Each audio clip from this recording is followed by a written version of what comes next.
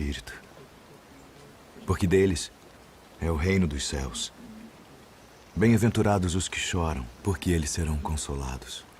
Bem-aventurados os mansos, porque eles herdarão a terra.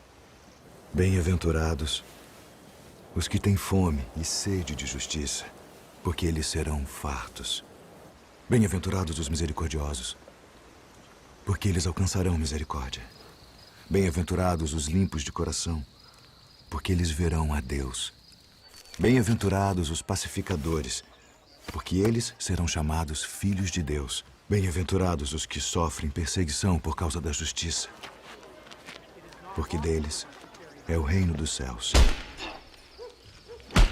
Bem-aventurados sois vós, quando vos injuriarem e perseguirem, e mentindo disserem todo o mal contra vós, por minha causa.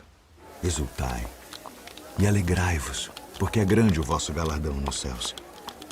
Porque assim perseguiram os profetas que foram antes de vós. Vós sois o sal da terra, e se o sal for insípido, para nada mais presta, senão para se lançar fora e ser pisado pelos homens. Vós sois a luz do mundo. Não se pode esconder uma cidade edificada sobre um monte, nem se acende a candeia e se coloca debaixo do alqueire, mas no velador, e dá luz a todos que estão na casa. Assim resplandeça a vossa luz diante dos homens, para que vejam as vossas boas obras e glorifiquem a vosso Pai que está nos céus.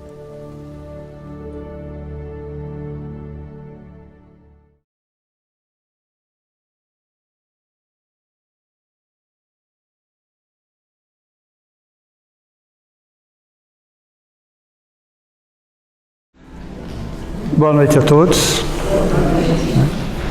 Vamos, nesse momento, cerrar os nossos olhos e, através de um silêncio exterior e interior, vamos sentindo o ambiente, as vibrações, o acolhimento, a oportunidade de tratamento, de aprendizado. É com muita alegria que nos reunimos novamente nessa casa, junto com esses orientadores, benfeitores, a equipe de médicos, enfermeiros, socorristas, amparadores, guardiões, as entidades das mais diferentes denominações religiosas. O nosso muito obrigado pelo carinho, pelo acolhimento. Agradecemos também a Jesus, nosso mestre, nosso guia e modelo, a toda a espiritualidade amiga. Allan Kardec, o nosso codificador, aquele que nos trouxe uma doutrina que nos consola, que nos esclarece, mas que principalmente nos liberta. A Chico Xavier, a Divaldo Pereira Franco, a tantos espíritos que estão conosco, envolvidos na mesma vibração. Agradecemos a todos aqueles que estão conosco nessa jornada, que fazem parte da nossa família, dos nossos amigos, e que de alguma forma colaboraram para que pudéssemos estar aqui esta noite. É um momento que o nosso coração transborda de gratidão, para que possamos nos sentir amados, amparados, e entender exatamente o porquê de estarmos aqui. É um momento que nos deslocamos do mundo lá fora, e de corpo e alma, buscando um pouco mais de conhecimento, e que esse conhecimento realmente nos ajude a sermos pessoas melhores, principalmente conosco mesmo. Que assim seja. Então, a aula de hoje é o fechamento do curso Sermão da Montanha. Então vamos lá. Sermão da Montanha, Sermão do Monte, o Código do Monte, é o coração do Evangelho. É o coração do Evangelho. É o que realmente pulsa, é o que realmente dá vida. Quando entendemos o porquê de cada degrau e a sequência de cada degrau e como aplicar cada degrau dentro de nós, nós vamos despertar em nós o que nós temos de melhor. Porque nós já somos uma centelha divina, nós somos uma paternidade divina, nós já somos a imagem e semelhança de Deus. Então é necessário que chegue um momento da nossa evolução que a gente possa enxergar as mesmas coisas, para o mesmo Evangelho, com outros olhos. Porque uma vez eu já disse para vocês que o único livro que não evolui é o Evangelho. Quem evolui somos nós. Ele pode mudar na forma de escrita, na forma de expressão, mas a essência do Evangelho não muda, porque é um código de conduta universal. O Evangelho é um código de conduta universal. E dentro do Evangelho tem o Sermão do Monte. E Jesus foi exatamente o Sermão do Monte. O Sermão do Monte materializado. Jesus. Ele era o ápice de todas as virtudes. Ele era a materialização de todas as virtudes. E é interessante, quando a gente fala de Jesus, nós, por 2000 anos de história, nós ainda temos ele como um ícone religioso. Nós ainda temos ele como um ícone religioso. As coisas mais extraordinárias que ele fez, o mundo cristão desconhece. Porque nós conhecemos os milagres, os fatos extraordinários. Mas as coisas mais extraordinárias que ele fez, o mundo cristão desconhece. Que como que ele era como ser humano. Existe uma ignorância em relação a isso. Como que Jesus era quando criança, quando adolescente, quando adulto. Como que ele convivia com as pessoas. Como que ele tratava os diferentes. Qual era a relação dele com a família dele. Qual era a relação dele com os amigos dele na época. Interessante isso, porque esse é um aspecto de Jesus que nós conhecemos quase nada. O Jesus ser humano é a questão 625 do Livro dos Espíritos. Guia e modelo de humanidade. Ele era um ser humano. O melhor ser humano que já existiu, mas era um ser humano. Então ele é muito mais do que um ícone religioso. É muito mais. Ele foi o ápice, o melhor ser humano que já existiu. Dá para ser um ser humano? Sim, qual é a proposta? Ser um ser humano. Ele não nos trouxe a ideia de um anjo, ou de um arcanjo, ou de um Cristo. Não. A ideia não é essa. A ideia é de um ser humano. Nós nos apegamos tanto aos milagres, esquecemos dele como ser humano. Porque ele, ser humano, acaba nos chocando um pouco. Porque dá para ser. Dá para ser. Dá para ser ser humano. Dá para tratar as pessoas com carinho, com respeito. Dá para ser. O que nos impede, então? Era exatamente isso que ele fazia. O que nos impede a tratar as pessoas com carinho, com respeito, com consideração, aceitando as diferenças? O que nos impede? Era isso que ele fazia. O que nos impede é o orgulho, é a arrogância, a prepotência, é a vaidade desmedida. É isso que nos impede.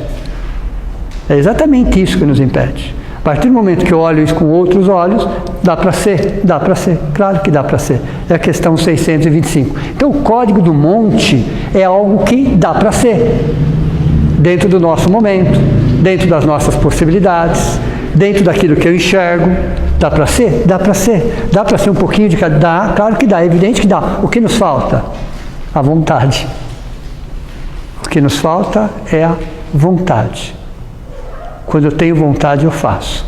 Quando eu tenho desejo, fica para amanhã.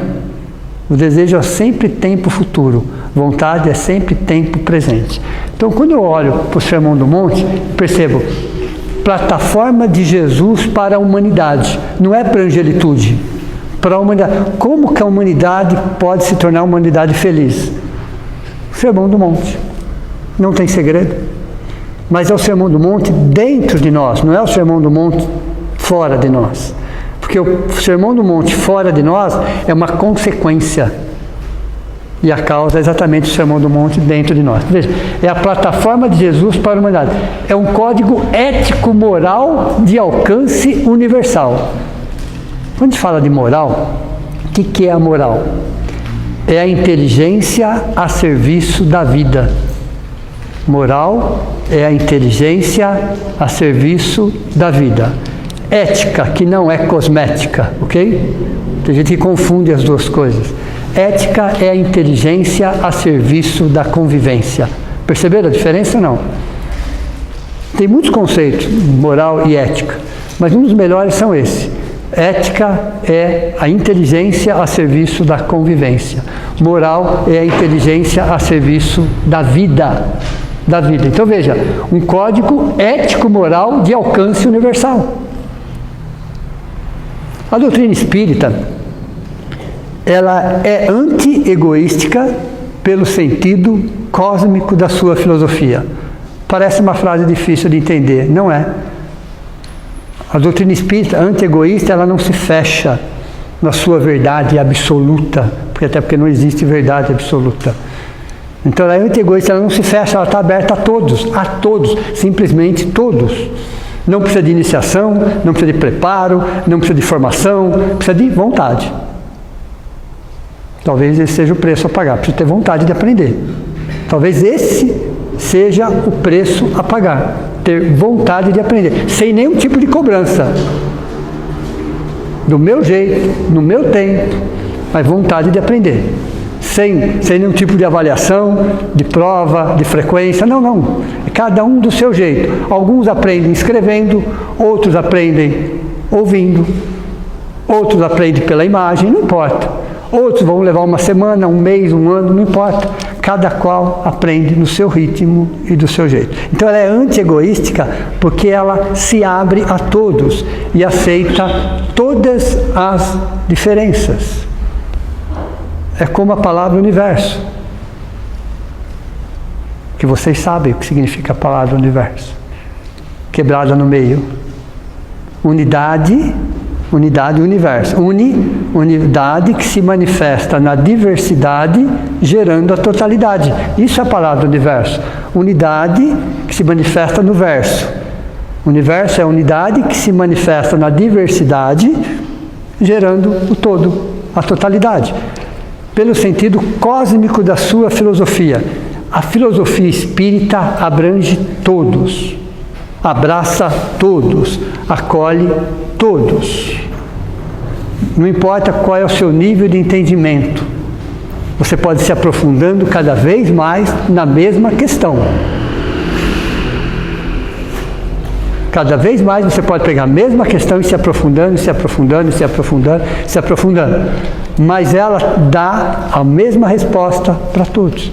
E aí cada um tem que encaixar aquela resposta de acordo com a sua realidade. Então veja, Jesus, quando fala no Sermão do Monte, eu estou falando de um sentimento.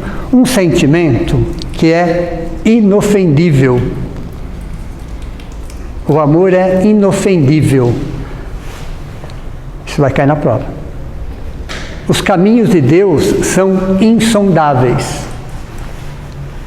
Veja, os caminhos de Deus são insondáveis. Não queiram imaginar ou prever o que Deus vai fazer.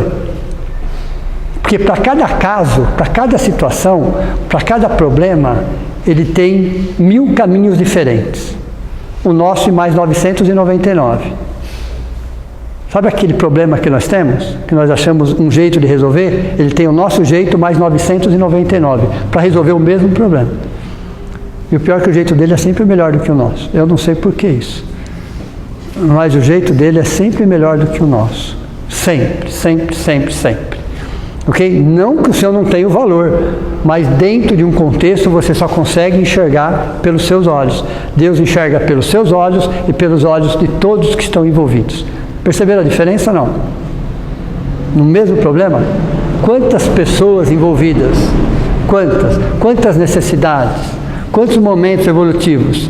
Deus enxerga todos e traz uma solução para todos. Ou um caminho para todos. Então os caminhos de Deus são insondáveis. Aí vem aquela frase que a gente tem que corrigir, aquela frase que diz assim, né? Deus escreve certo por linhas tortas. Errado, pessoal.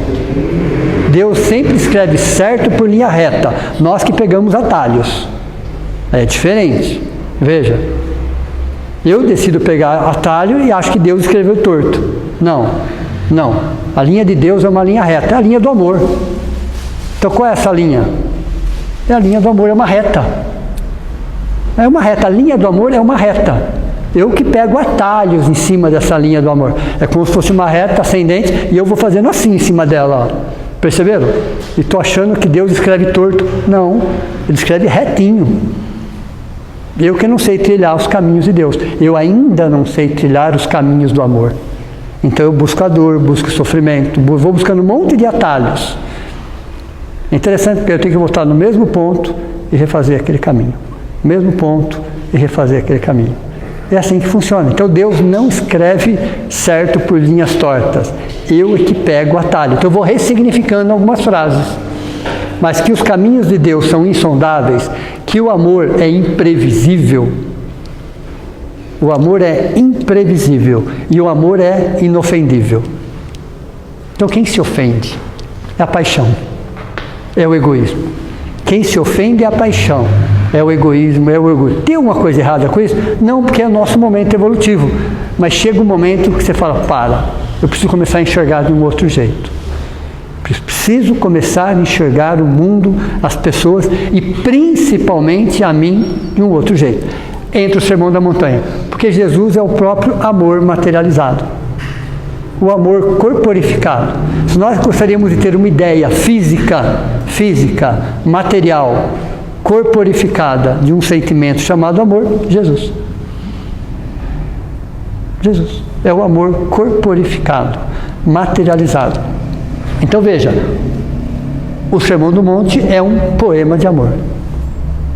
É um poema, é a mais bela página da humanidade, é o Sermão da Montanha. Ela resume todo o Evangelho, Velho Testamento, Novo Testamento, resume tudo, simplesmente resume tudo. O Sermão do Monte resume todo o Evangelho, Velho e Novo Testamento. Entender o Sermão do Monte é entender a nossa evolução espiritual. Por isso que Jesus trouxe o Sermão do Monte nessa escalada, nessa caminhada, degrau por degrau, os subdegraus, e à medida que eu vou subindo, eu vou desenvolvendo os outros também. Mas é uma caminhada interna, não é exatamente uma caminhada externa. É como a prece de São Francisco. Talvez eu vá decepcionar vocês na prece, porque ela é interna, ela não é externa. Até então só enxergávamos de forma externa. É hora de enxergar a prece de forma interna. Então veja, a doutrina espírita, no Evangelho segundo o Espiritismo, qual é a diferença do Evangelho segundo o Espiritismo em relação aos outros evangelhos, aos outros textos sagrados? O Evangelho segundo o Espiritismo busca somente a questão moral, a questão histórica, geográfica, que também é importante, mas é uma questão histórica, geográfica, cultural. Isso é importante? Até é. Mas o Evangelho segundo o Espiritismo extrai de todo esse livro a parte moral. E por que somente a parte moral? É o que nos interessa hoje. É a nossa carência hoje. É o que nós precisamos entender para sermos pessoas melhores. Okay? Então veja, antes de entrar nas bem-aventuranças, e foi João Evangelista, para quem não sabe, foi João Evangelista, um dos coordenadores da doutrina espírita. Olha de onde surge isso. Olha a ideia, olha a idealização de onde vem. João Evangelista. Então, antes de ele começar a trabalhar o Sermão da Montanha dentro do Evangelho segundo o Espiritismo, ele nos traz 4 capítulos. Propositalmente. 4 capítulos. São esses 4 capítulos que nos servirão de base para entender o Sermão da Montanha. Pode falar, Jorge. É por isso que Francisco de Assis Exato. Exato. Então veja, o primeiro capítulo do Evangelho segundo o Espiritismo, não vim destruir as leis. É uma frase de Jesus. De que lei que ele estava falando? Todas. Simplesmente todas. As leis biológicas, as leis físicas, as leis sociais, as leis daquele momento. Ele não veio destruir as leis, ele veio dar cumprimento às leis. Ele veio seguir as leis, todas as leis. Até porque quem idealiza o planeta Terra há 4,5 bilhões de anos foi ele. Quem deu as primeiras diretrizes foi ele. Quem chamou os espíritos superiores, assessores diretos, vamos dizer assim, cada qual especializado numa área, foi ele. Cada ser que veio no planeta Terra veio sob a sua coordenação. do Cristo. Depois ele vem como Jesus. Depois. Ele é muito antes de Moisés, mas muito antes de Moisés. Há 4,5 bilhões de anos eles eram Cristo. Na história, Moisés vem antes. Na história. Depois vem Jesus. Mas aí eu estou falando do Cristo, eu não estou falando de Jesus. Ok? Então o Cristo é muito anterior a isso daí. Então veja, não vim destruir as leis. Ele estava falando de todas as leis. Ele vem justamente para dar o cumprimento. Ok? Para mostrar como se segue as leis. Mas como ser uma pessoa melhor. Como ser um exemplo em cima disso. Meu reino não é desse mundo. De que mundo ele estava falando? Do planeta Terra? Claro que não. É evidente que não. Se você for interpretar literalmente, ele vai achar, então o planeta Terra, não. Esse meu reino não é desse mundo. Meu reino de amor não é desse mundo de preconceito, de orgulho, de vaidade, de arrogância, de guerra. Não estava falando do planeta Terra. Até porque o planeta Terra ele é maravilhoso. A natureza é esplêndida. Nunca houve um espírito mais atrelado ao planeta Terra. Aí nós escutamos aquela frase: será que ele vai voltar? A resposta é não. Porque ele nunca foi. Como que alguém pode voltar se ele nunca foi? Sempre esteve. Desde o momento da criação do planeta Terra até hoje, e por mais alguns milhões de anos, ele sempre esteve. Ele sempre esteve conosco. Uma única vez ele nasce. Uma única vez, aí sim, ele nasce. Pode falar, Vitória.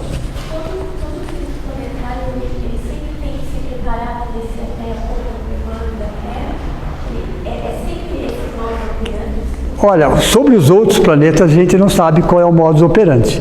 Ele decidiu que ele ia encarnar e dar o exemplo.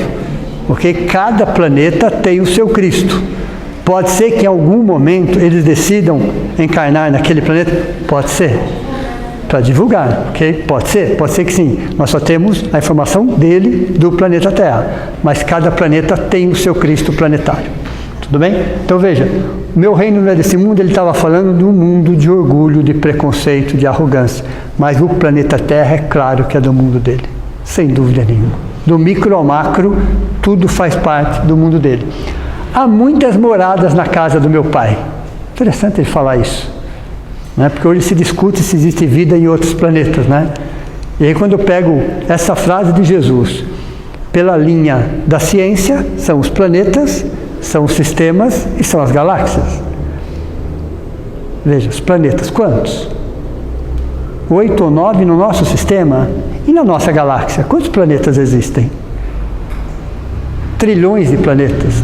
Na nossa galáxia, Via Láctea, são milhões de sóis, trilhões de sistemas e quadrilhões de planetas, numa única galáxia.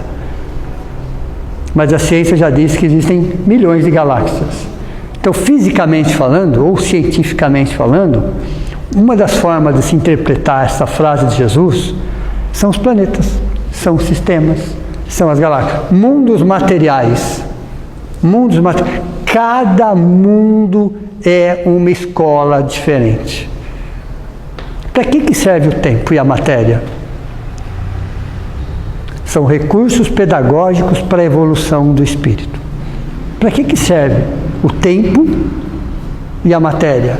São só recursos pedagógicos para a evolução do espírito. De que espírito? Nós precisamos do tempo e da matéria para que a gente possa evoluir. Então, os mundos materiais, eles existem para quê? O universo existe para quê? Para dar recurso material, morada, para que os espíritos evoluam, para que eles cresçam, para que eles aprendam. Na questão filosófica. Então, dentro de cada mundo, você tem sentimentos e pensamentos. Dentro de cada mundo. Então você constrói afinidades, você constrói camadas. Milhões de espíritos que sentem e pensam da mesma forma, de alguma forma estão juntos. Então, na questão da filosofia, são as afinidades que existem entre espíritos com o mesmo interesse. Então nós temos no planeta Terra 7 camadas espirituais, milhões de espíritos cada qual atrelado a uma camada espiritual. Então você está com o corpo espiritual, vamos dizer, atrelado àquela camada espiritual, no mesmo mundo, planeta Terra, mas você tem camadas. Então a segunda forma de olhar essa frase é pela linha da filosofia, exatamente tem a ver com as afinidades. E a terceira, que é a questão religiosa. Estou olhando agora essa frase pelos olhos da religião, que é a mais importante nesse caso. Onde está o seu coração? Não importa que planeta você esteja, não importa exatamente que camada você esteja, aonde está o seu coração, aonde estão os seus sentimentos. É a morada. Você constrói a morada dentro de você. Onde vocês acham que estão os espíritos superiores nesse exato momento?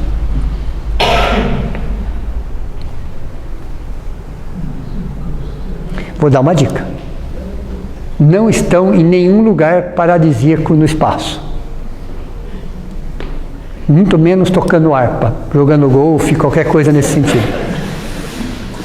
Qualquer coisa nesse sentido. Ok? Não pensem que eles estão fazendo isso. Eles estão nos piores lugares que vocês podem imaginar. Onde precisam deles, inclusive. Para que Deus forma um anjo? Para que vocês estão se formando anjo? Vai demorar um pouquinho. Calma, pessoal. Calma. Sem ansiedade, sem pressa. Mas por que Deus forma um anjo? Pare para pensar. Para que alguém se forma médico ou enfermeiro? Para que exatamente? Para quem se forma advogado, por exemplo? Para que exatamente? Professor, para que exatamente?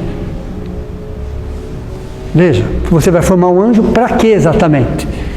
Você vai colocar ele exatamente no lugar onde precisa dele, para dar o ponto de equilíbrio, para dar exatamente o ponto de equilíbrio. Onde o extremo da violência, você tem o extremo da paz. Entenderam ou não? Onde você tem o extremo do ódio, você tem o extremo do perdão. Aí você tem que colocar alguém ali. Você tem que colocar alguém ali. Alguém que já vem experimentado. Alguém que já traz uma bagagem espiritual. Alguém que vai materializar.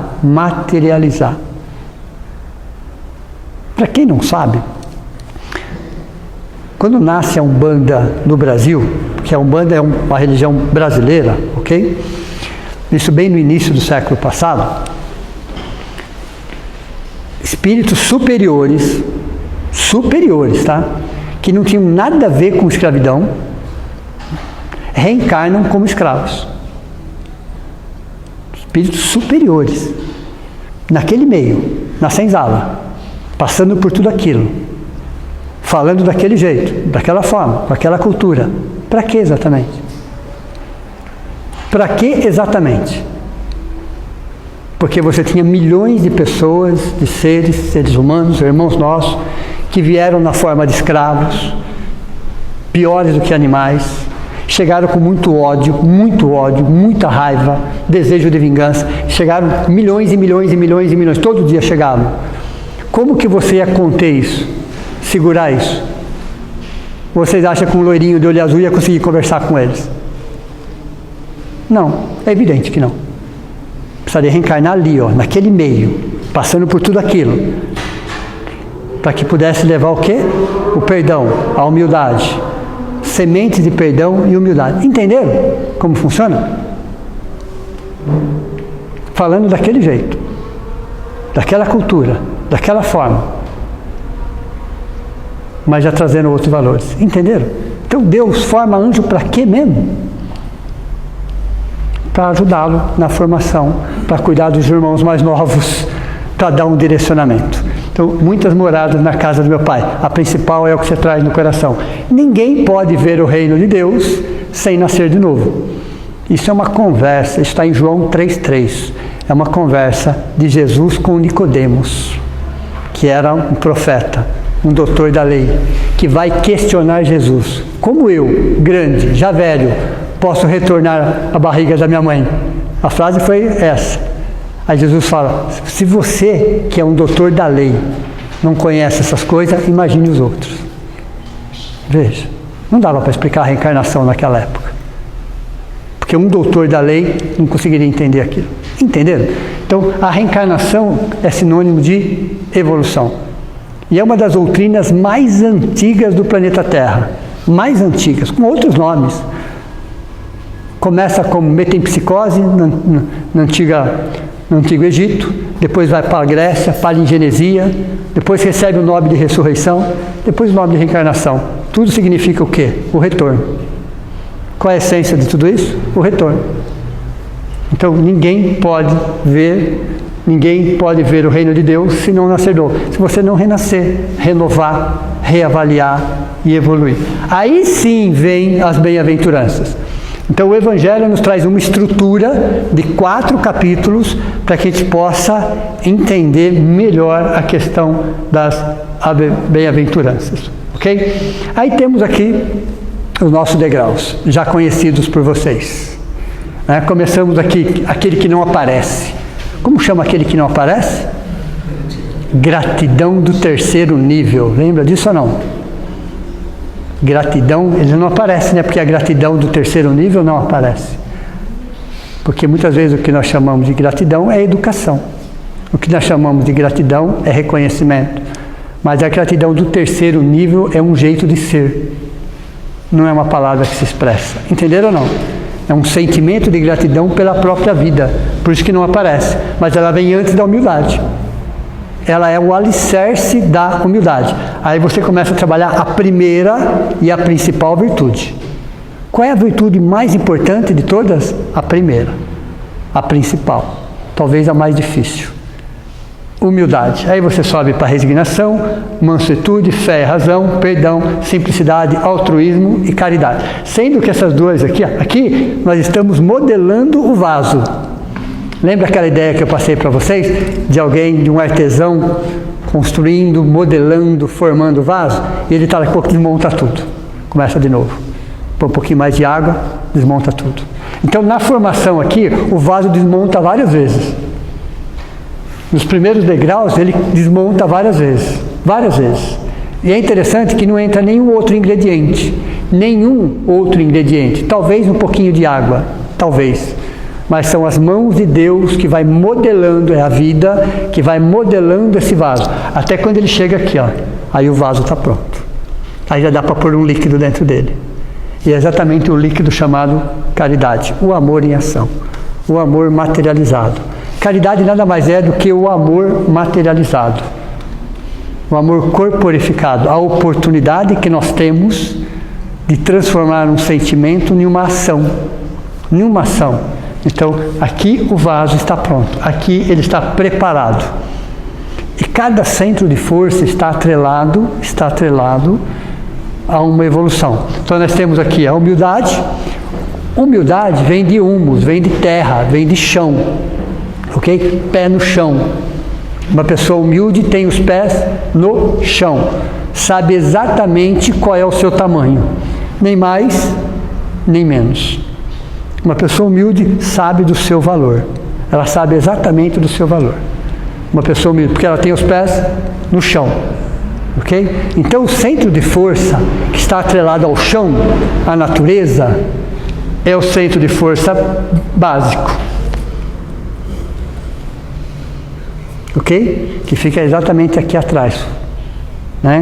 Então é o Kundalini, chamado de Kundalini, está atrelada ao planeta Terra, as energias telúricas do planeta Terra. Depois nós temos a resignação, genésico. Aí temos a mansuetude, que cuida do esplênico, a distribuição de energias dentro de nós. Fé e razão, que é o gástrico. Interessante isso. Nosso ponto nevrálgico, nosso ponto delicado. É interessante, porque as emoções às vezes se acumulam ali. É exatamente no centro de força gástrico, nosso ponto fraco, o gástrico. Okay? Fé e razão. O perdão está exatamente no cardíaco. Por que será, não? Por que será que colocaram o perdão atrelado ao centro de força cardíaco? Que tem a ver com as nossas emoções, tem a ver com as nossas referências. Cardíaco. Aí nós temos a simplicidade no laríngeo, onde nós expressamos as nossas emoções. No cardíaco nós sentimos. Onde se sentem as emoções? No cardíaco. Aonde se expressam as emoções? No laríngeo, na voz. Percebam, a nossa voz representa os nossos sentimentos. Quando nós estamos alegres, a nossa voz é de um jeito. Quando nós estamos tristes, a nossa voz é de outro jeito. Olha a voz. Por isso que fala a psicofonia, é um trabalho mediúnico, que é uma mediunidade socorrista por excelência. Uma mediunidade socorrista por excelência. É onde os espíritos sofredores, às vezes obsessores, têm a oportunidade de expressar as suas emoções. Entendeu? Então é no laríngeo que nós expressamos as nossas emoções. O altruísmo é o frontal. Aqui, ó, você está enxergando o outro. Você está enxergando a vida. Você está percebendo a necessidade das pessoas. Uma pessoa altruísta é aquela pessoa que já entendeu que ela precisa, que ela necessita, que o seu alimento essencial chama-se doação. Quanto mais ela doa, mais feliz ela é. Então a felicidade está atrelada à nossa capacidade de doação. O amor é o único sentimento que quanto mais eu dou, mais eu tenho. Interessante, isso é um agente multiplicador. O resto, que eu der, vou ficar sem, ou vai diminuir. O amor não. Quanto mais eu dou, mais eu tenho. É como um agente multiplicador. É uma força interna que quanto mais eu distribuo, mais eu tenho. E mais a minha vontade de distribuir. Interessante essa questão. Né? Quanto mais abraço, sorriso, mais amizade eu ofereço para as pessoas, mais eu tenho isso, mais vontade de ter isso. Então o amor é um agente multiplicador. Não é à toa que é a maior força do universo. É a única força que o próprio tempo se submete. O amor. Fala, mas o amor é substantivo? Até posso dizer que é, mas no fundo ele é um verbo. Na gramática é um substantivo, mas no fundo ele é um verbo, porque é uma ação. É sempre uma ação. Então nós somos esse sentimento. Deus é amor? Eu diria que um dos atributos de Deus é amor. Não conhecemos todos os atributos de Deus, mas o amor com certeza é um dos principais. Então nós estamos mergulhados no amor de Deus? Sim. Do micro ao macro, das micropartículas às grandes galáxias. Todos estamos mergulhados no amor de Deus e nós desconhecemos isso. É interessante saber que o ser humano do planeta de provas e expiações, ou ele é ignorante ou ele finge ignorância em relação a isso. Aí, para fazer uma analogia, fica fácil, porque a gente fica imaginando o seguinte: quando a gente olha o oceano, o mar, e aí você vê milhões de seres, não é isso? Milhões de seres aquáticos, tanto do reino vegetal quanto do reino animal, vivendo ali. A maior diversidade. Não é isso? Já tiveram a oportunidade, né, em documentários, ver a diversidade que é o fundo do mar, de seres, um completamente diferente do outro, um colorido diferente. Então o reino vegetal e o reino animal, debaixo da água, convivendo todos. E todos eles desconhecem a existência da água. Nenhum ali tem a consciência que eles só vivem, só sobrevivem, só reproduzem, tem toda essa diversidade graças à água. Não é isso? Nenhum deles tem a consciência da existência da água. Nenhum deles. E eles só vivem em função disso. Eles só existem em função disso. Trazendo essa analogia para nós. Dá para trazer essa analogia para nós? Dá. Desconhecemos a existência do amor de Deus. Estamos mergulhados num plasma divino, no amor de Deus, e desconhecemos essa existência. Ou achamos que conhecemos. É a mesma analogia. A mesma ignorância, muitas vezes, dos seres marinhos em relação à água é a nossa ignorância, e às vezes até proposital, em relação ao fluido, à energia que nós estamos envolvidos, que é o amor de Deus. Então, do micro ao macro, estamos mergulhados, literalmente, em um mar divino. E muitas vezes, como um peixe dentro de um aquário que decide envenenar a água. Mal sabe ele que a água é o que depende da vida dele. Então nós envenenamos o que está à nossa volta na ignorância de achar, mas eu estou respirando isso. Como é que eu posso envenenar o ar que eu respiro? É o que nós fazemos. Através dos sentimentos e pensamentos. Do negativismo, do pessimismo, do desejo de vingança, do ódio, da mágoa, do ressentimento. O que eu estou fazendo? Eu estou envenenando a água que eu respiro. Entenderam? É exatamente isso. Então, a analogia com os peixes, só que eles, o problema é esse, eles são princípios espirituais em evolução. Eu já sou um espírito. Eu já sou um espírito que tenho consciência de si mesmo. Então o agravante fica pior. O problema se agravou, porque eu já tenho consciência de mim mesmo. Então quando eu começo a entender que o meu frontal é você enxergar o todo. Eu faço parte de um todo. Eu não sou nem melhor e nem pior. Nem melhor e nem pior. E às vezes eu gostaria tanto de viver a vida de alguém. Impossível isso. Impossível isso. Porque nós estamos adaptados à nossa vida, à nossa existência. Ninguém suportaria viver a nossa vida. Nós não suportaríamos viver a vida de ninguém. Cada ser humano está vivendo exatamente as suas lições, as suas dificuldades, as suas alegrias, as suas conquistas, as suas vitórias. Mas cada qual está adaptado exatamente à sua psique, ao seu momento evolutivo. Você vai aprender isso na onde? No frontal. De olhar a todos como seres humanos. Todos como seres humanos. Diferentes? Sim, somos diferentes. José Herculano Pires, no livro Concepção Existencial de Deus, tem uma frase muito interessante, que ele fala assim: e os espíritos partem da igualdade originária, passam pelas desigualdades existenciais e chegam, enfim, à igualdade essencial. Entenderam? Porque vai cair na prova, não tá? Os espíritos partem da igualdade originária. Simples e ignorante. Passam pelas desigualdades existenciais. O que significa isso? O planeta Terra tem uma característica biológica. Outro planeta tem outra característica. Cada planeta tem uma característica química e física diferente. São desigualdades existenciais. E chegam, enfim, à igualdade essencial, sábios e virtuosos. Entenderam? Então não importa o caminho que você vai fazer. Você vai partir do mesmo princípio e vai chegar no mesmo conceito. Simples e ignorante, sábios e virtuosos. O caminho pouco importa. As lições são as mesmas. As lições essenciais são as mesmas. Mundos primitivos, provas e expiações, regeneração, felizes, celestes, mundos espirituais. Veja, nós estaremos adaptados àquele mundo, à condição física, química e biológica daquele mundo. Mas são roupas diferentes, abrigando o mesmo ser. Entenderam? E aí na caridade nós vamos entendendo qual é a nossa essência. A nossa essência divina.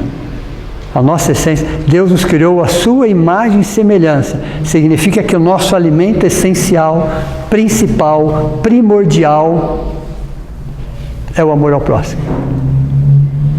Nós nos alimentamos essencialmente daquilo que nós doamos, daquilo que nós oferecemos, daquilo que nós compartilhamos. Então, a estrutura neuronal do ser humano tem muito mais prazer quando de alguma forma ele se doa. É um prazer indescritível. Não existe nenhum prazer humano comparado a esse prazer de doar, de ajudar, de favorecer, de contribuir. Porque é a nossa essência. Porque simplesmente é a nossa essência. Toda vez que eu vou contra a minha essência, eu vou adoecer.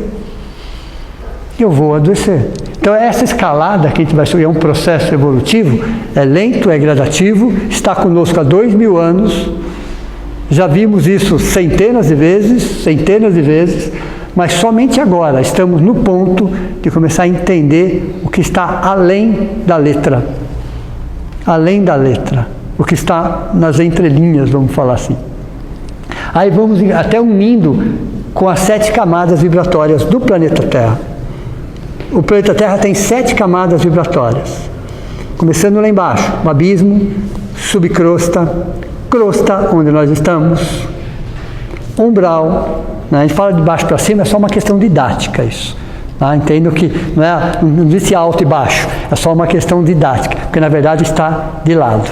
Então nós temos o abismo, a subcrosta, a crosta, o umbral, artes em geral, amor fraterno, diretrizes do planeta.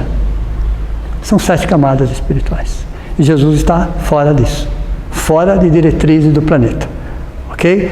Os mundos, à medida que eles vão evoluindo, as camadas vão sendo criadas e vão sendo desfeitas. Um exemplo. Planeta primitivo.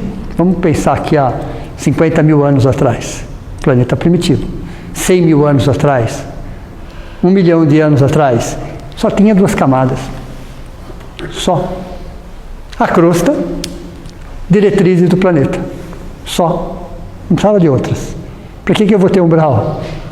Para que eu vou ter artes em geral há 1 milhão de anos atrás? Só 2 camadas. É a crosta que define as camadas. As necessidades dos seus habitantes, encarnados e desencarnados, que definem, e à medida que eles vão evoluindo moralmente, essas camadas também vão sendo alteradas. Então é a vibração de quem está na crosta. Vocês conhecem alguém que está na crosta? Né? Já ouviram falar deles? São terríveis, pessoal. São terríveis. Né? Hoje são mais ou menos 8,5 bilhões na condição de encarnados. Ok? Na condição de encarnados, eles são mais ou menos 8,5 bilhões de habitantes. Não queiram conhecê-los. Adoram uma guerra. Adoram uma fofoca. Adoram uma intriga. Você entendeu? Adoram. Não queiram conhecê-los. Não queiram conhecê-los. Ok? E antes de dormir, ainda eles fazem uma prece, inclusive. Conversam com Deus, com Jesus, com o anjo da guarda. Entendeu? São terríveis, pessoal, são terríveis. Ok? Então nós temos diretrizes do planeta, é a nossa essência. Então nós temos 7 corpos também. Né? Então, interessante, o Sermão da Montanha são 7 ciclos, mais um. Depois são 7 centros de força, alguns autores falam 8. Veja como tudo tem uma ligação, tudo está ligado. Não existe nada separado. Então nós temos a nossa essência, a imagem e semelhança de Deus. Vamos imaginar uma fagulha, para ficar mais próximo da nossa visão, vamos imaginar uma centelha, uma fagulha, uma luz. Isso chama-se átmico. Átmico, ok? Átmico. Então a nossa centelha, qual é o nome? Átmico. Só que essa centelha é puro sentimento, é puro amor, é a imagem e semelhança de Deus, é a semente. Só que toda a sua bagagem espiritual, todas as suas experiências materiais têm que estar guardadas em algum lugar. Registros físicos. Então ele tem o seu segundo corpo, chamado búdico. Búdico é como se fosse um arquivo. Né? Antigamente se falava almoxerifado, né? Antigamente. Agora se fala um arquivo, ok? Nossa base de dados está ali. Todas as informações, desde o momento da nossa criação, está no corpo búdico. Aí o terceiro corpo, olha interessante, é chamado de mental superior. Não tem forma humana, tá? Os 3 primeiros. Ovalado. É o mental superior, onde estão os desejos e as vontades, o direcionamento. Então você tem o sentimento, você tem as informações materiais, só que eu preciso dar uma direção para tudo isso. Eu preciso movimentar tudo isso. Onde está isso? No corpo mental superior. A tríade divina. A tríade divina. Um espírito muito superior. Um Cristo. Que corpo que ele tem? O átmico, lógico, é ele, ok? O búdico e o mental superior. Que não tem a forma humana. É uma forma ovalada. Ok? Então, assim, essa é a nossa tríade humana. Os 3 primeiros corpos. Aí nós temos 4 corpos. Só que a primeira, diretriz do planeta, lembra lá em cima? É o nosso átmico. Amor fraterno é o búdico. artes em geral está no mental superior. O nosso melhor está conectada com as 3 camadas superiores, que também está conectado com a caridade, com o frontal e com o larígeo. Está tudo interligado. Cada degrau do sermão da montanha, com cada centro de força, com cada corpo espiritual, com cada camada do planeta. Entenderam ou não? Tudo está interligado. Toda a evolução se dá nesse sentido. Uma reage frente à outra. Então esse nosso ternário divino, composto por átmico, búdico e mental superior, não adoecem nunca. É a imagem e semelhança do Criador, ok? Você é a própria essência, no segundo você tem todas as informações e no terceiro você movimenta as informações. É uma força de movimentação, corpo mental superior. O problema está nos 4 anteriores. São 7 corpos.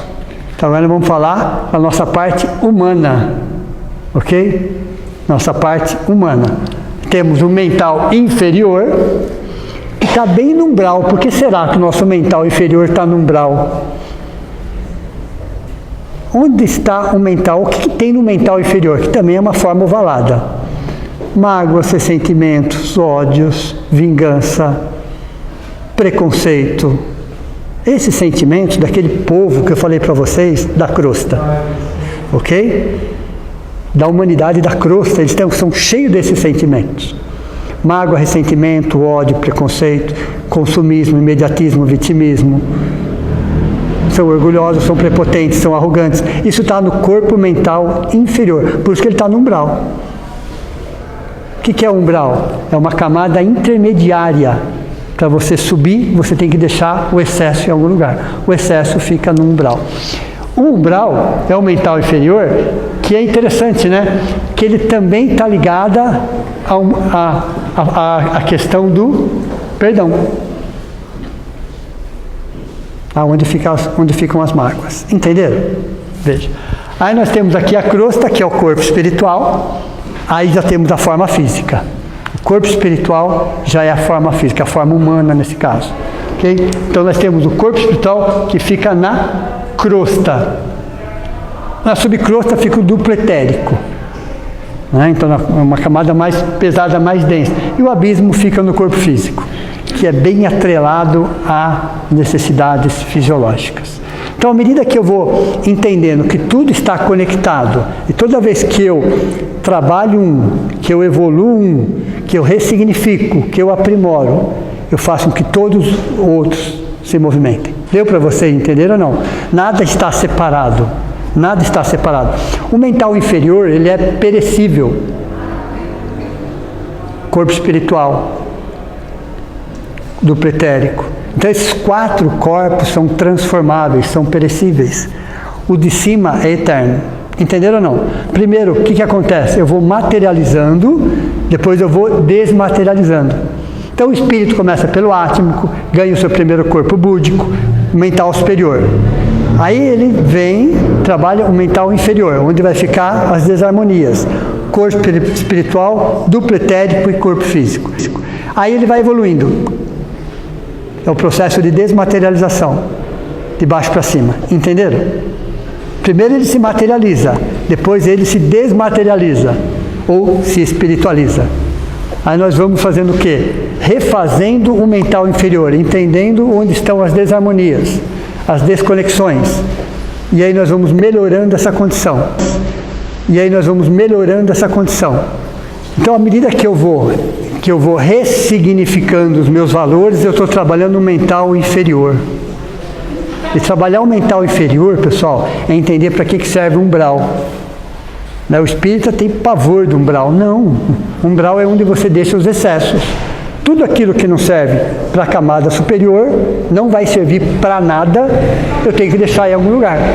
Na camada superior, mágoas, ressentimentos, ódios, vinganças, preconceito, não tem nem sentido. Não tem nem sentido, isso não cabe, não vibra. Você tem que deixar em algum lugar. Você tem que estar com a bagagem leve. Se você não tiver com a bagagem leve, todo excesso de bagagem fica no umbral. O planeta Terra, a crosta, na condição de encarnado, não deixa de ser um departamento do umbral. Não deixa de ser um departamento. Quantas desilusões nós já deixamos para trás? Quantas? Ou a gente olha para cada uma delas e fala, nossa, ainda bem que eu deixei para trás, porque era ilusão. Era realmente uma ilusão.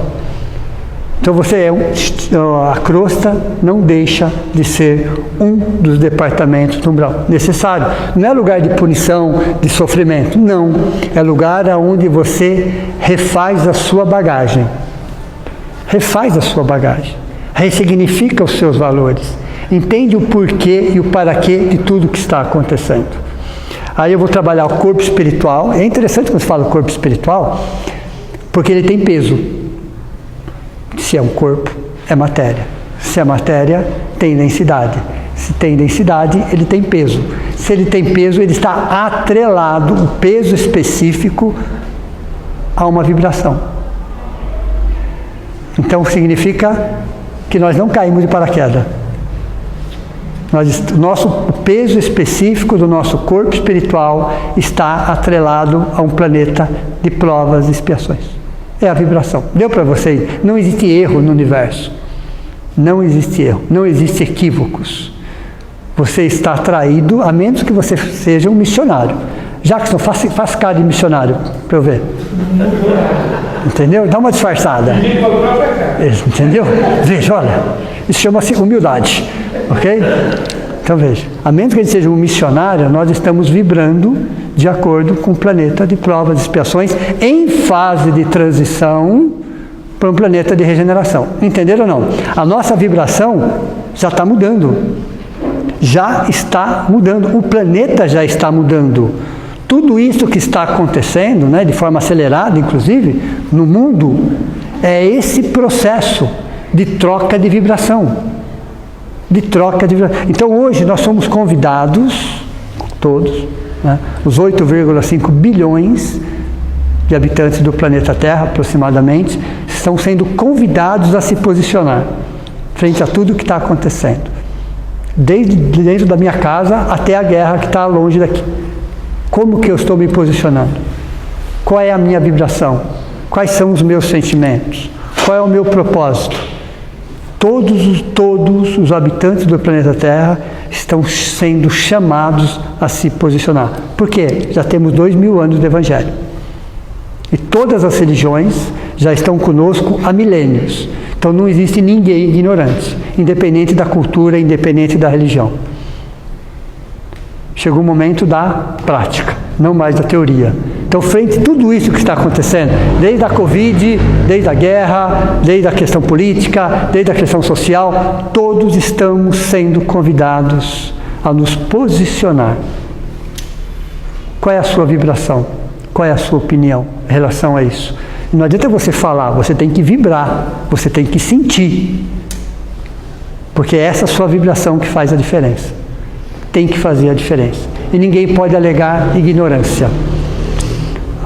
Quando Jesus foi crucificado, ele tem uma frase que todos nós conhecemos, e a frase diz o seguinte, lá, na cruz, crucificado, ele disse o seguinte, Pai, perdoa-lhes, eles não sabem o que fazem. Éramos nós, para quem não sabe. Hoje, depois de 2000 anos, um pouco mais, a frase ficaria assim, Pai, fortalece-os, eles já sabem o que fazem. Entenderam ou não? Perceberam a diferença ou não? Que o peso é bem diferente? Uma coisa é você estar lá 2000 anos, outra coisa é você estar aqui, depois de 2000 anos, pensando e agindo do mesmo jeito, com os mesmos valores. Você já não é mais ignorante. Não é mais ignorante. Então, o nosso corpo espiritual reflete a nossa identidade. É a nossa identidade. A coloração e a densidade define exatamente a nossa posição espiritual. Isso tem a ver com sentimento. A reeducação emocional centrada no auto-amor ou reforma íntima muda a estrutura molecular do nosso corpo espiritual. Olha, interessante, por uma questão de coesão. As moléculas são as mesmas, os átomos são os mesmos, a constituição física é a mesma, mas a coesão molecular muda. O que faz essa mudança? São os nossos sentimentos. São os nossos sentimentos que mudam a estrutura molecular do nosso corpo espiritual, tornando-o mais leve ou mais pesado. Mais leve para um planeta de regeneração, mas não tão leve para um planeta feliz. Entenderam ou não? Isso continua atrelado à falta de vontade? Sem dúvida, mas não tem nem dúvida que é a falta de vontade. Mas não daria para ir para um planeta feliz? Nós não suportaríamos ficar 1 hora lá.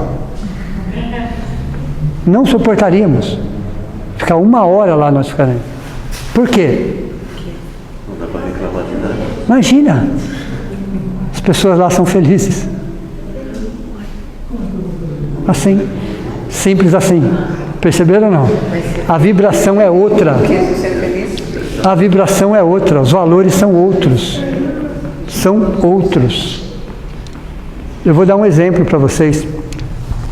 Emmanuel, que é alguém que conhece o Evangelho há 2000 anos, que esteve com Cristo e várias reencarnações aprimorando, de 2000 anos para cá ele só aprimorou a questão do Evangelho, sabe o Evangelho de ponta a ponta, conhece todas as passagens.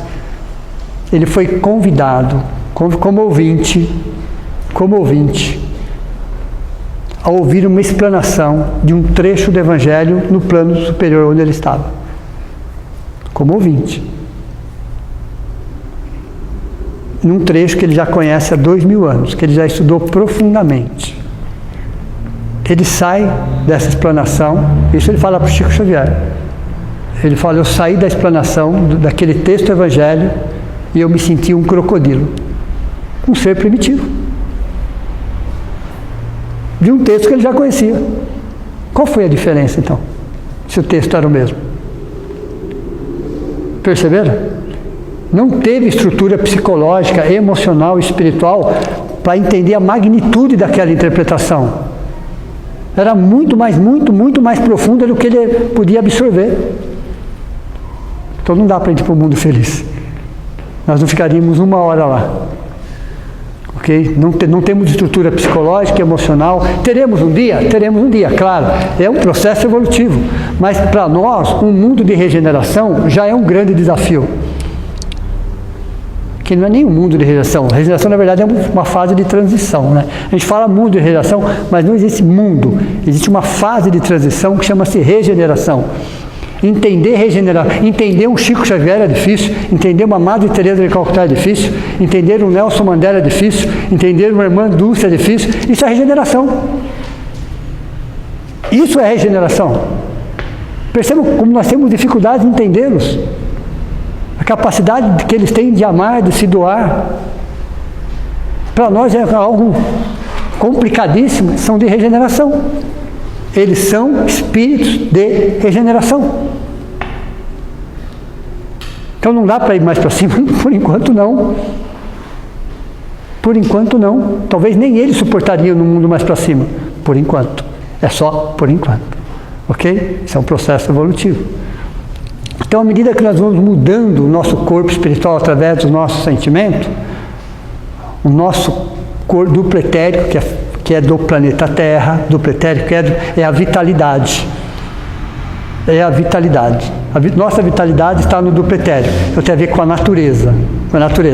Quando nós vamos reencarnar, ele começa a formação, e depois que nós desencarnamos, depois de 40 dias aproximadamente, esse duplo etérico volta para a natureza. Ele vem da natureza e volta para a natureza.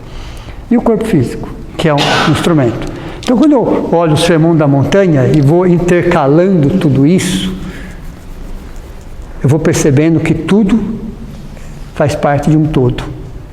Perceberam ou não? Que tudo, absolutamente tudo, faz parte de um todo. Eu não estou desconectado de nada. Eu não sou um ser à parte. Não sou, nunca fui. Aí Emmanuel, mais uma vez, Emmanuel chega e fala assim, que Deus ama um verme e um anjo na mesma intensidade. Veja. Deus ama um verme, que é um princípio espiritual no início de um processo evolutivo, bem no início,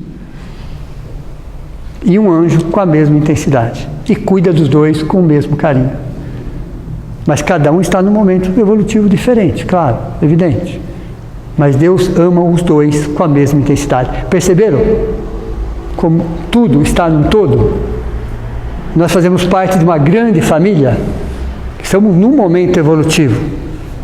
Mas existem milhões de seres na nossa frente, mais evoluídos. Existem milhões de seres atrás de nós, menos evoluídos. Irmãos mais novos e irmãos mais velhos. A diferença é essa. A diferença é essa. Mas chega um momento chamado desmaterialização, ou é o nosso momento. O momento da desmaterialização ou espiritualização é esse. Nós escolhemos essa encarnação para isso. Nós escolhemos, foi uma escolha, antes da vinda. Então, olha, ia chegar um momento da minha existência que eu preciso mudar o meu caminho. Eu preciso ter um foco mais espiritual, mais na minha individualidade e menos na minha personalidade. Para isso eu vou enfrentar alguns desafios, alguns perrengues, vamos falar assim, algumas dificuldades. Mas serão exatamente nessas dificuldades, nesses desafios, que eu vou me encontrar. Que eu vou me encontrar. Eu tinha me perdido em algum momento da existência, mas é nessas existências que eu vou me reencontrar. A minha essência. Vou precisar da dor? Vou. Em alguns momentos vou precisar do sofrimento? Também. Mas é uma escolha. Mas vou precisar dele também? Vou precisar dele também. E é no Sermão da Montanha que eu vou encontrar exatamente esse mapa. Interessante, né? Jesus nos indicou um tesouro. Esse. Kardec nos deu o mapa. Entenderam ou não? Jesus nos indicou um tesouro. O tesouro existe, está aqui. Kardec nos deu o mapa. Agora, caminhar é conosco. O caminho é nosso. A jornada é nossa. Estou com o mapa na mão. Olha lá. Primeira aula, primeiro capítulo, segundo capítulo, terceiro capítulo, quarto capítulo. E todo o sermão explicado. Então, esse é o mapa. O tesouro é a essência. Agora, caminhar é comigo. Aí eu vou precisar da vontade. Literalmente falando. Literalmente falando. Tem uma questão do Livro dos Espíritos, se eu não me engano, salvo engano, 919, que fala exatamente o que nos falta é a vontade. Dá para mudar as más tendências? Sim, o que lhe falta é a vontade. É a vontade, não é um desejo, é a vontade, é a ação. E não é externa, é interna. Então percebam que nós hoje temos tudo o que nós precisamos, tudo o que nós pedimos, tudo o que nós necessitamos antes da reencarnação. Nós solicitamos algumas coisas antes da reencarnação. Olha, eu preciso voltar melhor. Eu estou indo humano e quero voltar a ser humano. Olha, interessante, estou indo humano. Egoísta, agressivo, instintivo, com mágoas, com ressentimentos. Eu estou indo desse jeito. Eu preciso voltar melhor do que eu estou indo. Para isso eu preciso de ajuda. Você vai ter a sua ajuda. Em momento algum você estará desamparado. Você terá um tesouro na mão e você terá um mapa na mão. Mas caminhar é com você. O Sermão da Montanha é exatamente essa escalada. É essa montanha dentro de nós. Já foi questionado, viu? Mas ele não estava em cima de uma montanha. Não, não estava. Ele estava num pequeno monte. Um pequeno monte. Quando ele disse no Sermão da Montanha. Mas quando a gente começa a entender cada virtude, é uma montanha. É uma montanha. Porque essa montanha está dentro de nós. É possível? Sim, claro que é possível. Estamos sozinhos? Nunca. Em hipótese alguma. Quando? Hoje. Qual que é o melhor tempo? É hoje. Não foi ontem. Não será amanhã. A partir de hoje, eu começo a pensar isso dentro de mim. Aí, o meu coronário, o meu átmico, diretrizes do planeta, começa a despertar algo que já está dentro de nós. Só faltava a oportunidade. Faltava a existência. Faltava isso que nós estamos fazendo hoje. Uma boa noite a todos vocês. Meu muito obrigado. Okay? Só vou fazer a prece de encerramento. Então, nesse momento, agradecemos a toda a equipe do Plano Maior aqui presente, por aquilo que recebemos, pelo passe espiritual, pelo carinho dos nossos entes queridos que aproveitaram do momento, do ambiente, da vibração, do calor humano e estiveram conosco. A Jesus pelo Sermão do Monte, ao Dr. Sérgio, que escreveu o livro Código do Monte, pela inspiração, a todos aqueles que colaboraram na elaboração desse livro, que chegou até nós, a todos aqueles também que, independente da religião, independente do rótulo, mas que estão de alguma forma colaborando para a implantação do bem no planeta Terra. Que esse bem realmente faça a diferença e que nós possamos ser um agente facilitador, que possamos trabalhar todas essas lições.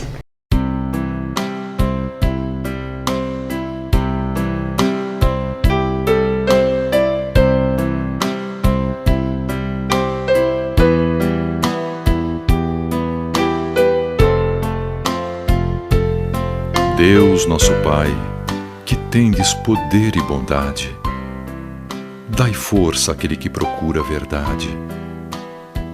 Ponde no coração do homem a compaixão e a caridade. Deus, dai ao viajor a estrela guia, ao aflito a consolação, ao doente o repouso. Pai, dai ao culpado o arrependimento, ao espírito a verdade, à criança o guia, ao órfão o pai. Senhor, que vossa bondade se estenda sobre tudo o que criastes.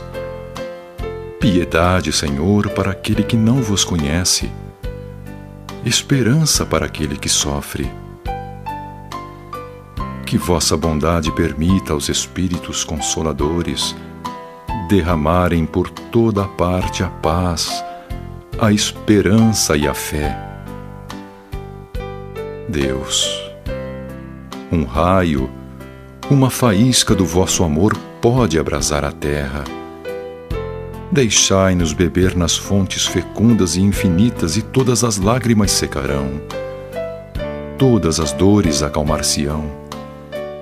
Um só coração, um só pensamento subirá até vós, como um grito de reconhecimento e amor.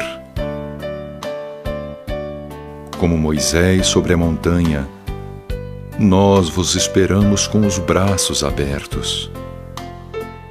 Ó poder, ó bondade, ó beleza, ó perfeição. E queremos de algum modo alcançar a vossa misericórdia. Deus, dai-nos a força de ajudar o progresso a fim de subirmos até vós. Dai-nos a caridade pura, dai-nos a fé e a razão. Dai-nos a simplicidade que fará das nossas almas o espelho onde se refletirá a vossa imagem.